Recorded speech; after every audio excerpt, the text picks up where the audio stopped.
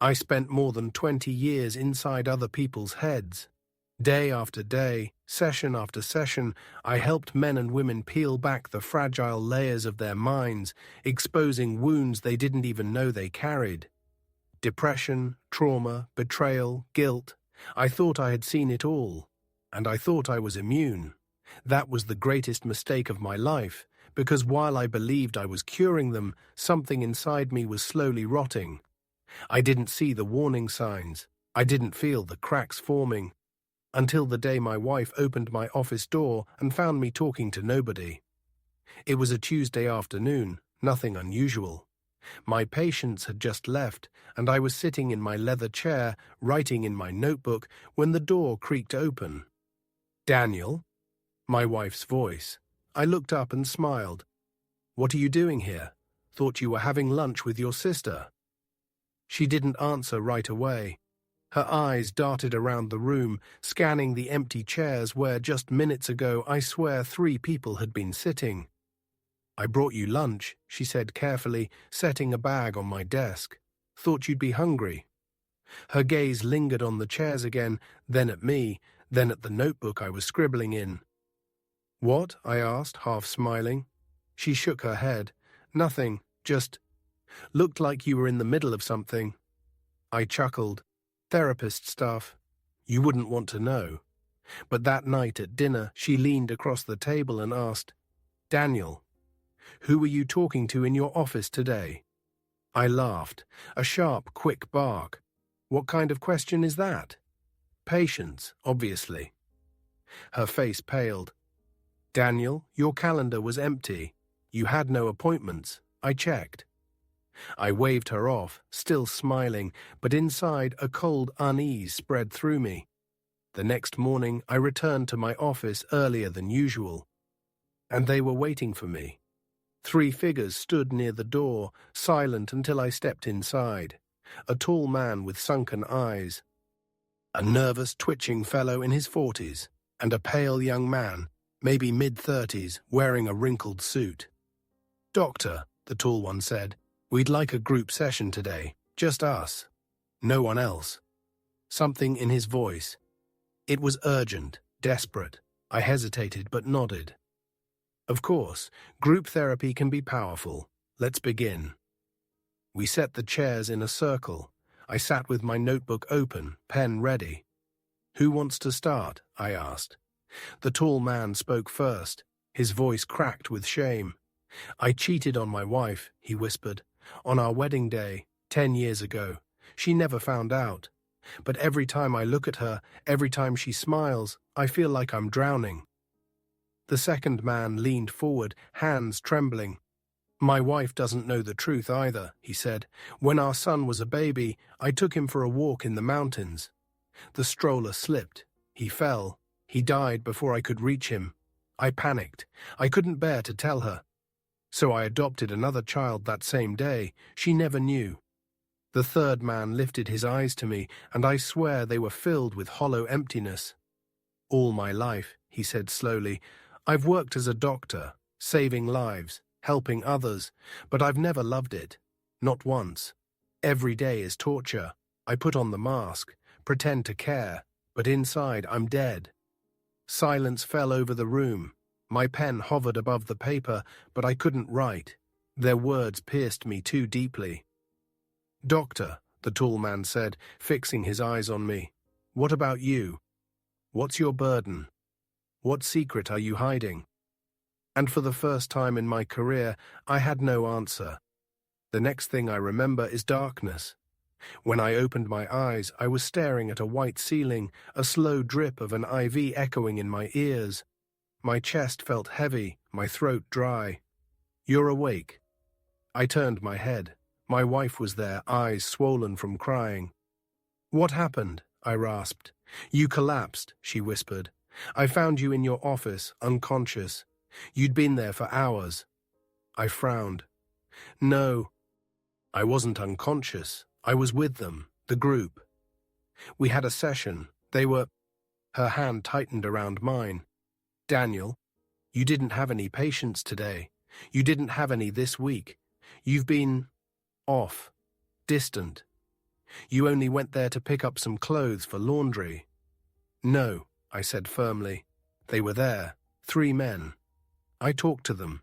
I wrote it all down." At this, her expression changed. She slowly reached into her bag and pulled out my notebook. "This," she whispered. "Daniel, I took it with me before you were taken to the hospital. I needed to understand. I needed to see." My blood ran cold because I suddenly knew whatever was written in those pages, it wasn't about anyone else. It was about me. My wife's hands trembled as she placed the notebook on my lap. The leather cover, worn smooth from years of use, suddenly felt foreign under my fingertips. "Read it," she whispered. I flipped to the first page. At first, the words seemed familiar. Names, dates, brief descriptions of patients I was sure I had treated. But as I turned the pages, my stomach twisted. There were no names, only initials. Sometimes not even that. Just vague shapes of people, scribbled confessions, and my own handwriting growing increasingly erratic. Cheated on his wife on their wedding day. Killed his child, replaced him with another. Never loved his job, trapped in a lie. And then, at the bottom of one page, written in bold, frantic strokes, "What about me?" I stared at the words until the letters blurred. "They were real," I muttered. "I saw them. I heard them." My wife's voice cracked. "Daniel, these are your thoughts, not theirs. You wrote these to yourself." Her words should have comforted me. Instead, they filled me with terror. Because deep inside, a whisper clawed at me. What if the confessions weren't imagined? What if they were my own? The doctors called it a breakdown. Occupational psychosis, one of them said. Too many years absorbing other people's traumas until I blurred the line between theirs and mine. But lying in that hospital bed, staring at the ceiling through sleepless nights, I couldn't stop thinking about the stories.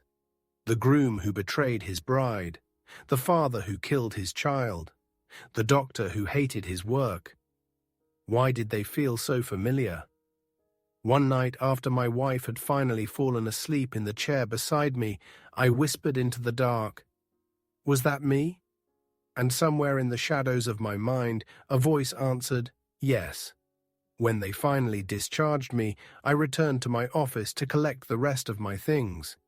The air was stale, the blinds half closed, the smell of paper and dust lingering like ghosts. I sat in my chair, facing the empty circle of chairs I had arranged for the group session. For a long time, I just stared at them. Then, without meaning to, I spoke aloud. "Why did you come to me?" And in my mind, they answered. The tall man leaned forward. "Because you wanted to confess." The nervous man wrung his hands. "Because you wanted to be punished." The pale man smiled sadly. "Because you wanted someone to listen." My throat tightened, my heart pounded. "Who are you?" I asked, and together in unison they replied, "We are you." That night I locked myself in my study at home. My wife begged me to rest, but I couldn't. Not until I knew. I opened the notebook again and forced myself to keep reading. Page after page of fragmented confessions, my handwriting devolving into scrawls and slashes. And then I found it. A passage written in near illegible fury, but still mine. The night before our wedding, I kissed someone else. She never knew. The accident in the mountains. It wasn't me, but God, I thought about it. When my son was born, I was terrified of losing him.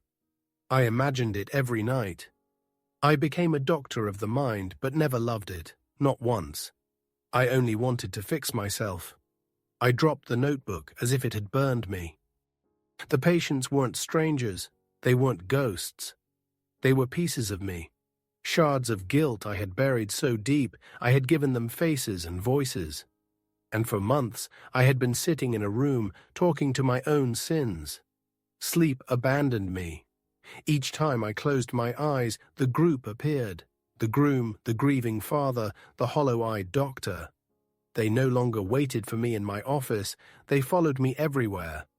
At breakfast, I caught a glimpse of them at the dining table, silently chewing nothing.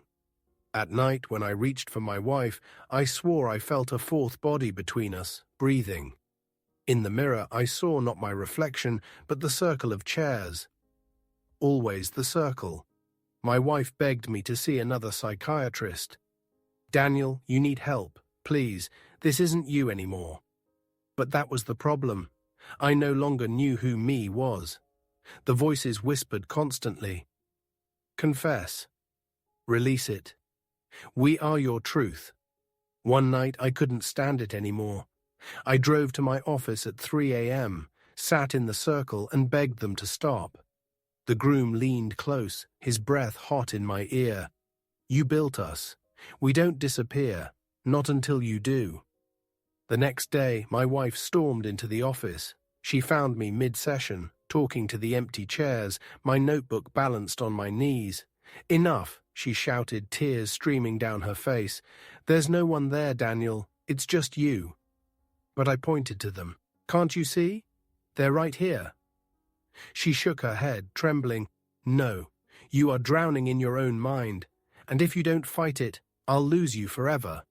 Her words cut through me deeper than any hallucination. I looked back at the circle. The groom smirked. The father avoided my eyes. The doctor only sighed. "Go with her," the doctor murmured. "Or stay with us," the groom said, smiling wider. I felt torn apart, one half yearning for silence, the other terrified of letting go. So I did the only thing I could. I picked up the notebook and, with shaking hands, began to read everything aloud to my wife, every confession, every delusion, every hidden wound. When I finished, my throat raw and my soul bare, she did not recoil. She held me. For the first time in months, the voices went quiet. Recovery wasn't instant. It never is. I agreed to therapy, real therapy, not the kind I invented in my mind. I cut back my practice, then left it altogether. My wife and I rebuilt life in small steps. Dinners without silence, walks without shadows, mornings without dread. But sometimes, late at night, I still hear them. The groom tapping his foot, the father weeping softly, the doctor humming under his breath. I no longer fear them. Because I understand now, they are not strangers. They are me, my mistakes, my grief, my unspoken truths. And maybe that's what madness really is, not losing touch with reality, but being forced to face the pieces of yourself you spent a lifetime burying.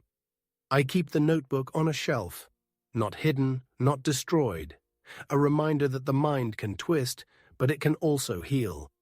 And when my wife asks me how I feel these days, I give her the only answer I know to be true. I feel real again.